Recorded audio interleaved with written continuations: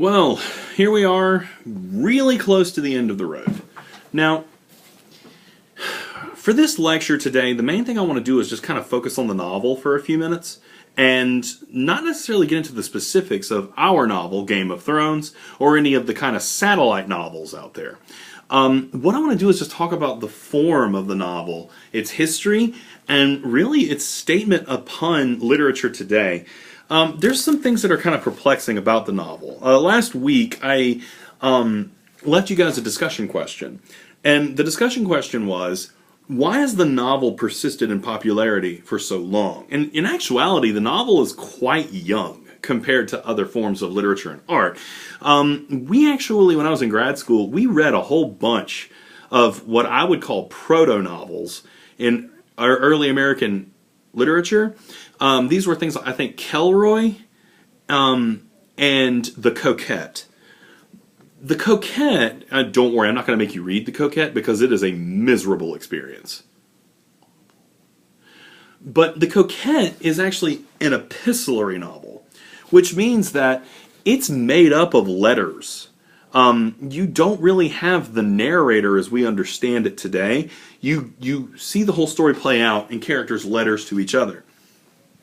This is a really irritating way to read a story because, of course, back then, it's a little more realistic because people did write really long, crazy letters to each other because it was like one of the primary forms of communication.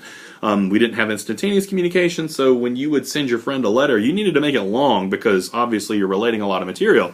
And The Coquette basically outlines this whole romantic relationship that goes awry, and she ends up being a fallen woman, sound familiar, and it becomes a kind of weird morality tale about how women should or shouldn't behave. It's bizarre. But those epistolary novels are really the early examples of how a novel formed, and, making a longer story that people could sit down for a while and kind of digest. And I imagine that the epistolary novels, part of their appeal was the fact that you kind of felt like you were rifling through somebody else's stuff. As miserable as these novels are, that was actually kind of an interesting thing, that you felt like you were getting a look into someone else's world. Now, these things grew and changed over time to the point that, novels, I would say, came into their own and became something really profound in the American realism era. Now, I've talked before about realism and its desire to capture things as they are, and realist novels had a tendency to be huge because they were just so detailed. Now, why was that popular? From a new historicist perspective, we can kind of explain this.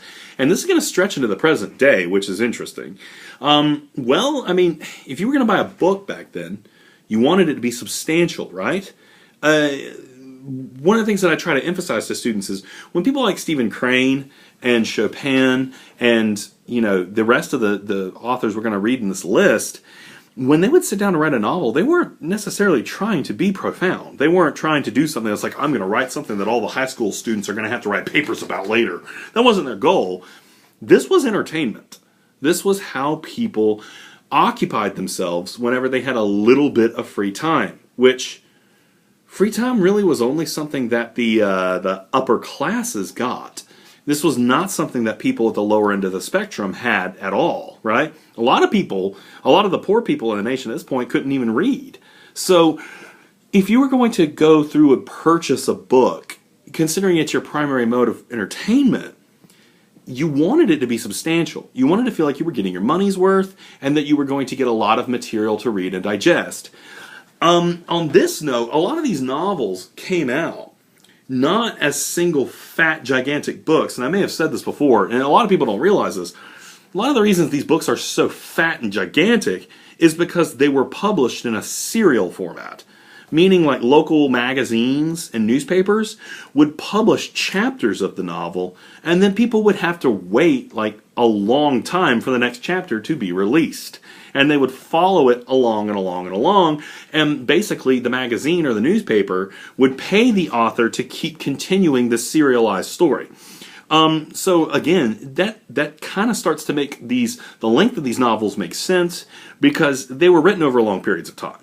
Now, on that note, we're left with these gigantic chunks of story that have all sorts of detail running in and out of them. They're complex. They're very dense, right?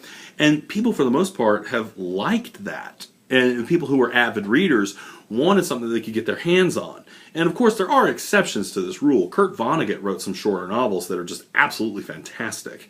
So, like, that length isn't necessarily a requirement. But for the most part, novels are expected to have a much greater length than a novella or a short story. So the question, now we return to that original question. We live in an era with a lot of instantaneous, gratifying entertainment. Like, I can go online and I can watch a movie, and I can play a game, and I can read short news articles. I can get, fulfilled just like that. And yet, there's still a fairly robust book industry.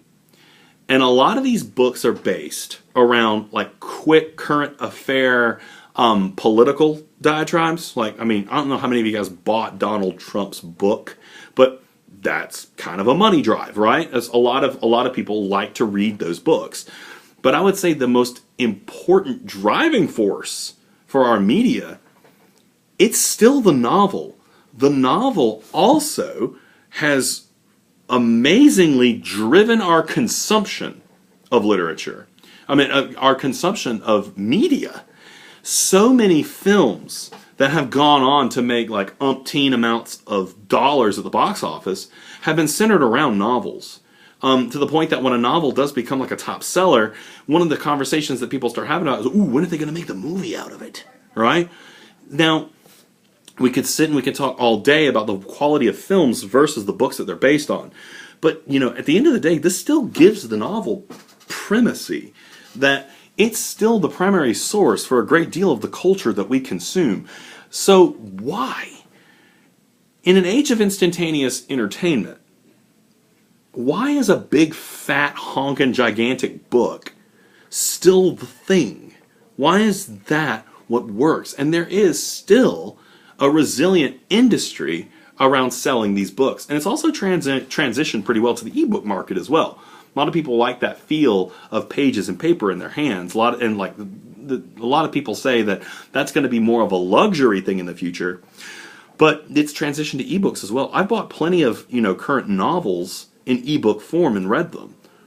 What is that? Like, people still read for entertainment, whether it's Dan Brown, Stephen King, Dean Koontz, or any number of other writers. Oh my God, Stephanie Meyer, right? Twilight. What was that, right? Like, and then, obviously, like, Harry Potter. Look at the Harry Potter books. Look at how huge they are. And what are they marketed to? They're marketed to kids. Kids like to get a hold of those big fat books. There's kind of a sense of accomplishment that goes with reading a Harry Potter book for a child or even an adult or an adolescent, that, yeah, I read this whole thing. That's how much I like it. That's how much devotion I had to it.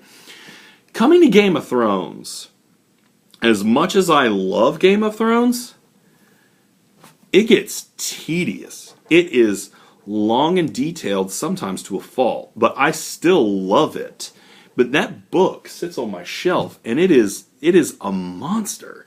So, I used to say a lot in my literature classes that I was fighting an uphill battle because I don't expect people to follow me on this road to say, yeah, I'm excited about literature. I want you to be excited about literature. That's not your native context. It's like, yeah, I want you to sit quietly in a corner and read this big fat book by yourself. At this point, I just don't even really expect students to follow along with me on all the reading assignments because, Xbox ain't gonna play itself, right? But at the same time, we have an industry that is still very robust and very viable and is a center of our culture that is based around reading by yourself in a corner and concentrating on a story that, by its very nature, takes a long time and a lot of effort. Isn't that weird? I also kind of find it a little cool that most of the creative work in our society seems to be going on with the written word first.